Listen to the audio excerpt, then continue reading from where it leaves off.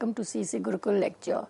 In the series on sociology of religion, in today's lecture, we are going to discuss about Buddhism. Buddhism as a religion and try to understand what the religion teaches us or how is it different from other religion. It is very important to understand the sociological understanding of a religion in order to kind of also negate the idea of the certain misconception about a particular religion. So to begin with, how do we define Hinduism? So Buddhism is basically one of the world's largest religions and originated 2,500 years ago, and the origin was in India. The Buddhists believe that human life is one of suffering and meditation, spiritual and physical labor, and good behavior are the ways to achieve enlightenment or nirvana.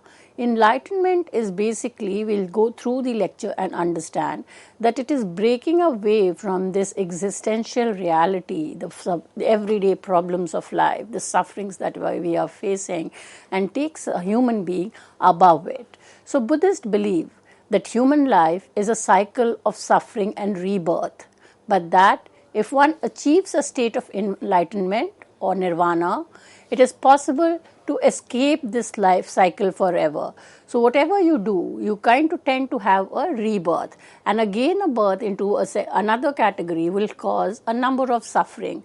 So in order to come out of the suffering, you need to attain nirvana. And how do you attain nirvana? It is through a hard kind of hardship, through physical labor, renouncement of everyday life, and trying to become more spiritual in your livelihood. One of the questions that emerges is, do we consider Buddhism as a religion?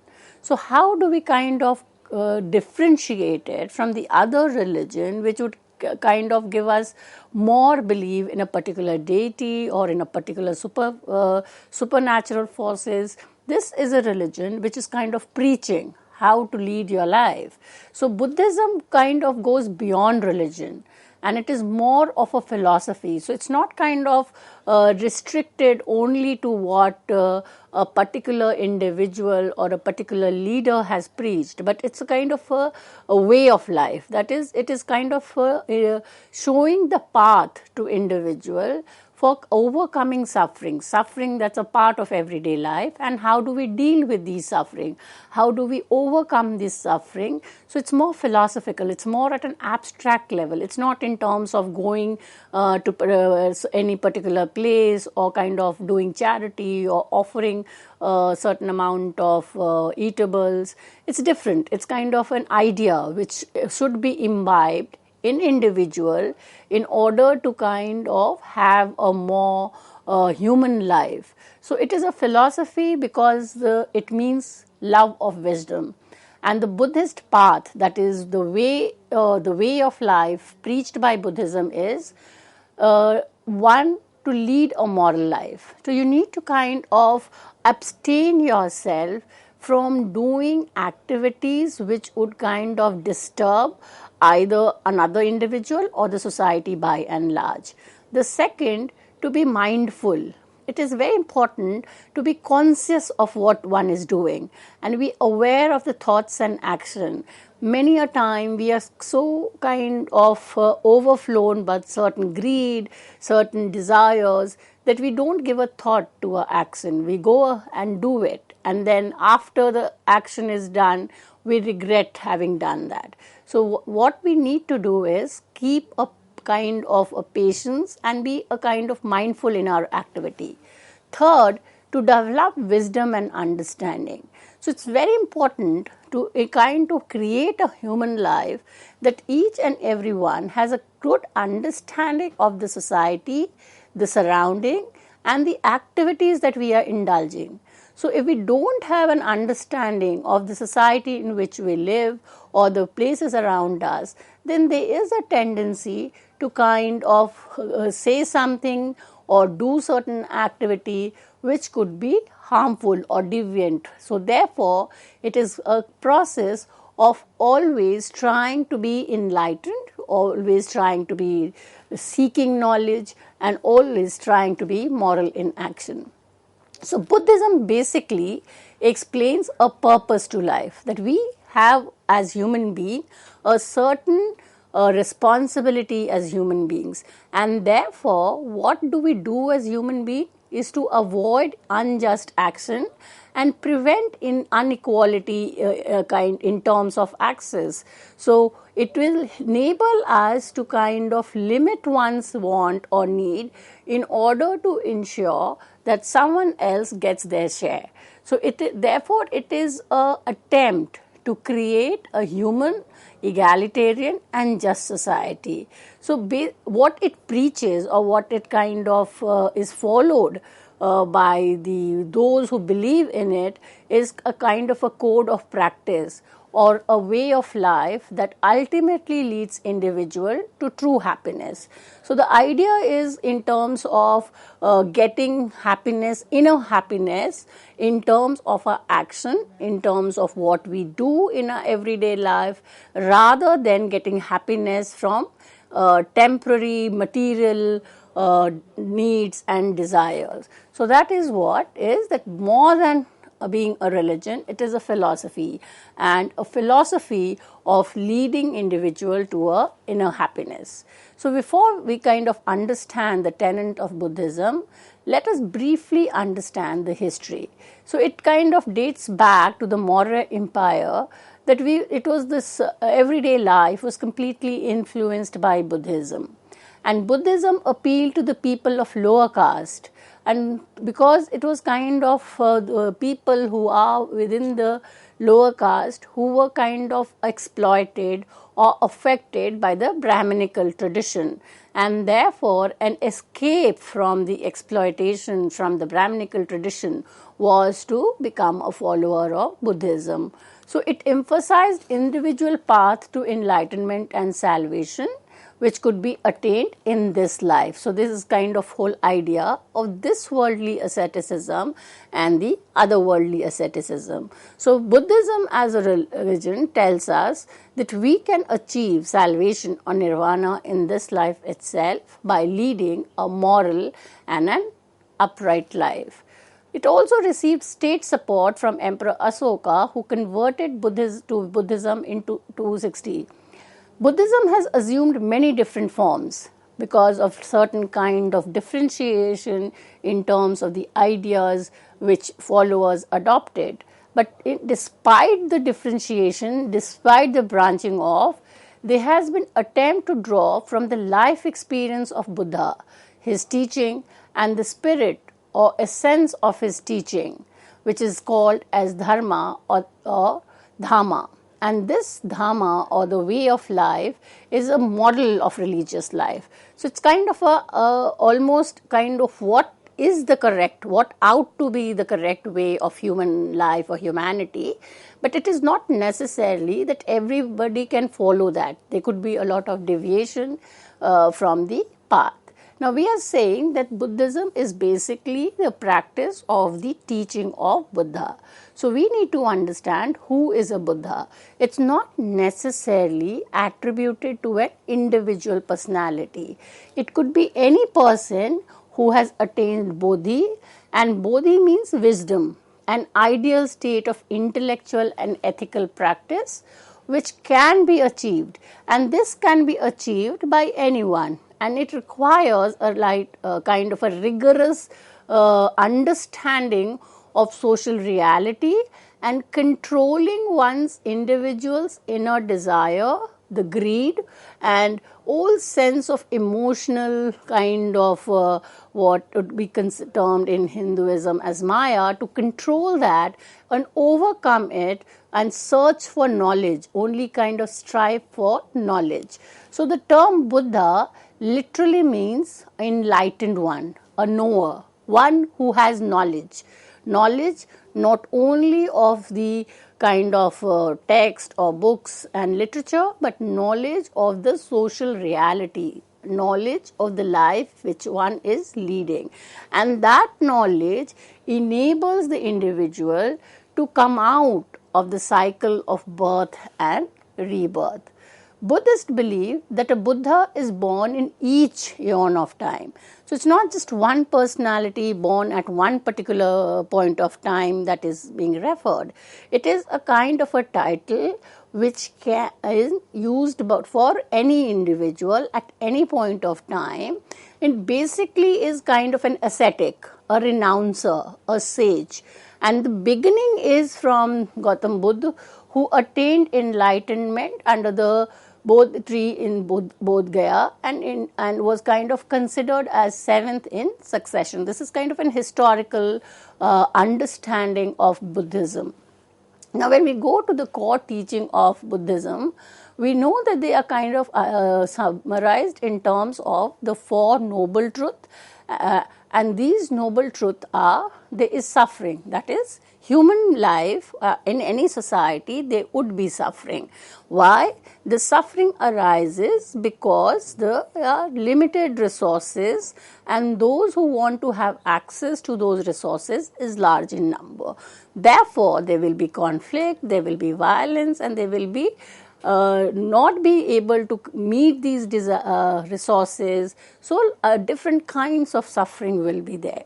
The second is, there is the origination of suffering. So, every suffering that we have in our life has an origin. It can be located from where it is emerging.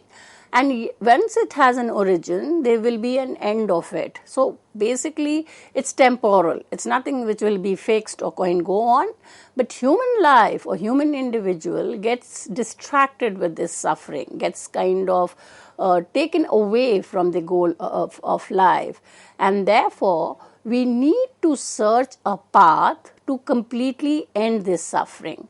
So, Buddhist teaching can be kind of considered as showing individuals the end of the path to suffering. So, it is the solution to our problems, everyday problems, which is within ourselves. So, we need to look for it and also not only understand what is causing the suffering, but try to have a control over it by increasing our awareness, by having moral action and getting enlightened. The Buddha asked all his followers not to take his word as true. So he's not kind of telling the followers to blindly follow what he said, but every individual needs to test their own problems, their own suffering in their own life by themselves. You don't have to go by someone else's problem or their understanding. You need to test your own life. You need to understand your own life. And when we are trying to understand what problem we are facing, what is causing the sufferance, and if we reflect on it and try to understand, then we will be able to find a path by which it will come to an end. And the only path that could be much completely available for us to kind of end our suffering is to ensure that we take our responsibility for the action that we are doing. And whatever responsibility has been assigned to us, we do it with understanding of our society.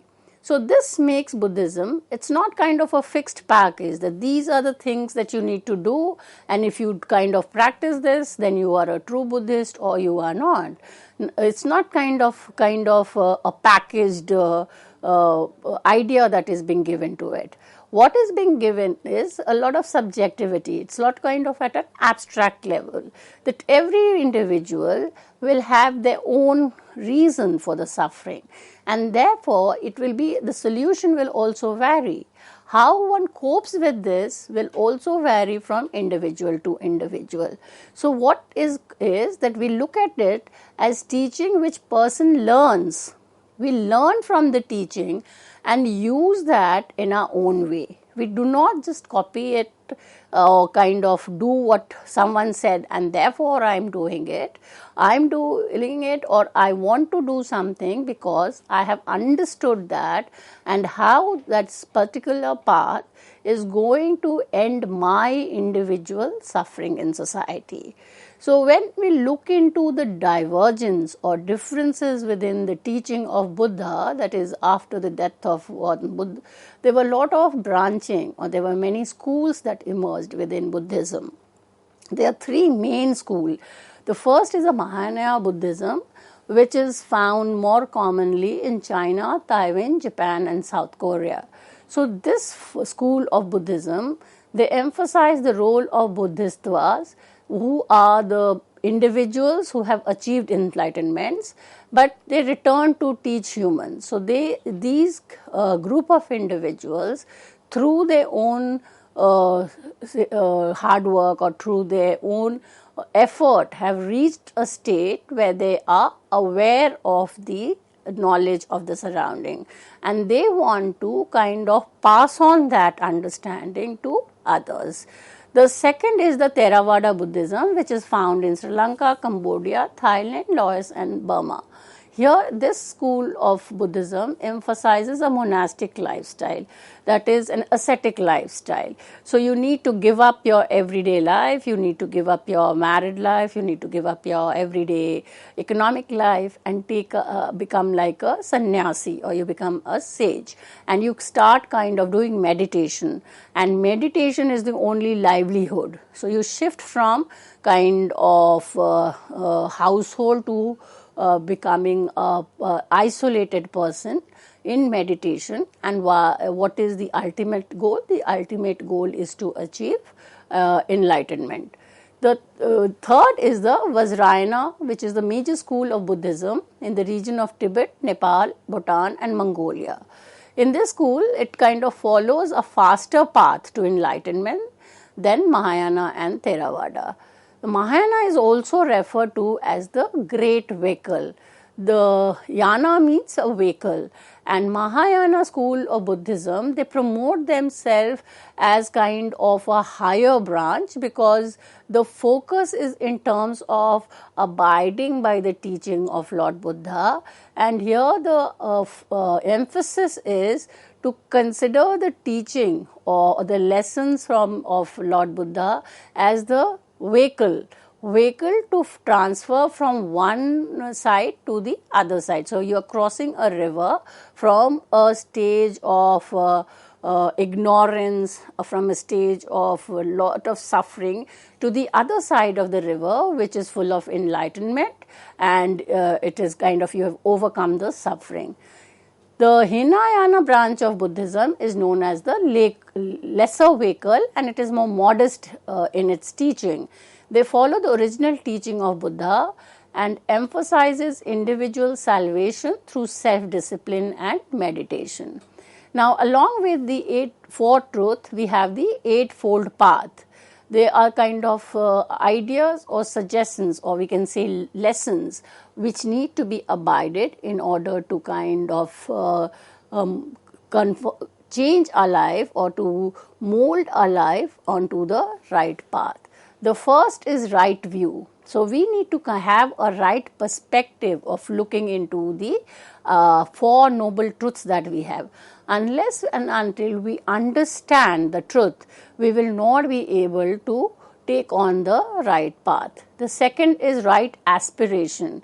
So once we have a complete understanding of the truth, or we have the complete understanding of the social reality, then we need to desire, we need to aspire, or we need to kind of have that objective to be able to overcome attachment, ignorance and hatefulness. These two are referred as prajna and wisdom. The third is right speech. So once we are able to have that aspiration that we are going to be kind of moral, or we are going to be not going to get into any kind of quarrel and not be greedy or not lead to any kind of a suffering, first thing that is required is that we start changing our speech. We need to abstain ourselves from telling lie, gossiping or hurtful talk. We cannot kind of through our words affect someone else. The fourth is right action. We speak the right word, we kind of ensure that nobody is hurt by our voice. So we start doing the right action, and that would involve abstaining from hurtful behaviors or any kind of behavior which would harm someone else or which could kind of bring about problem in the society. So some of the action which should be avoided are killing, stealing, any kind of careless sexuality. So these are things which should be restricted. Fifth is right livelihood. Once our speech is rectified, we have taken on the right action. So we need to ensure that how we earn or how we are going to live our life should also be truthful and moral. So we should avoid any kind of livelihood which deals with dishonesty, hurting animals or hurting other human beings. So we have to be kind of careful in terms of what is the source of livelihood. So when kind of look into this, we have been able to understand that the Buddhist world view is all kind of an understanding of rectifying your behavior, rectifying your mode of action, and kind of going on to the right path. So when we are able to do that, we will see that there is kind of no beginning and end. It's an ongoing process. It's not that you start doing this and with 6 months you will become a Buddha. So it is your entire life is going to be into the process of reforming yourself and your action in order to achieve what is called nirvana or enlightenment. So the Bodhisattva, the people who have attained enlightenment, are kind of also on the intent of awakening or kind of dwelling in order to take human life and become a Buddha. The other important element of Buddhism is the Dhammapada. This is the central vision of Buddhism, and it is found in the verses from one of the central texts, which is the Dhammapada. This is the best known, and it is kind of the text which will give us in detail the teaching of Lord Buddha. It is written in the Pali language, and it is the sacred scripture of Theravada Buddhism. Dhamma here refers to Buddha's doctrine, and it is kind of an eternal truth. And Pada, pada means foot. That is the path. So you kind of walk through the foot. So it will tell you the direction that one individual should take in order to kind of come out of the sufferings. According to the Theravada Buddhist tradition, each verse in the Dhammapada was originally spoken by the Buddha. So it is exactly the words of Buddha which has been written down, and it is kind of a response, every response that he has given in terms to the other. So the first truth is that suffering, which is the dukh, is that everyone's life is somehow a kind of tangled in some kind of suffering. The second is the origin of suffering, which is samudaya. Samudaya, it would also mean community. So every community has certain desire which would lead to the origin of suffering. The third is nirodh, that is the end of the suffering, and it is possible for every individual to bring an end to the suffering. And the fourth is the path to end the suffering, which is magga, and this is about the middle way, which kind of is between the suffering and enlightenment, and it eventually leads to enlightenment. So the sixth Eightfold Path is right effort. We kind of speak good word, we always take the right action, and we earn our livelihood in moral manner. Sixth is right effort. So we need to kind of always try to be moral in our doing and our action, and kind of completely abandon any kind of corrupt ways. Seventh is right mindfulness, and the third is right concentration. So the right concentration is basically focusing on the element of mediating, and that is, we need to increase the awareness of the surrounding. How do we understand the reality? When we need to meditate, we need to kind of be aware for everyday life. So the last three, which is is known as the samadhi or the meditation. So this is, if we look into the whole idea of Buddhism in terms of the philosophy of it, it's only preaching individual to kind of rectify action, and it's very important in today's society to reflect on it, because much of the violence, much of what is happening around us is a kind of outcome of the materialistic desire that has increased, and it's leading to all kind of crime, increase in criminal behavior, and that kind of questions the humanness in our life. So if we kind of try to understand and imbibe the understanding of the right path as kind of suggested, there could be a lot of effort towards peace and harmony. So with this understanding of Buddhism, in terms of telling us the right way of life, I come to an end of today's lecture. Thank you.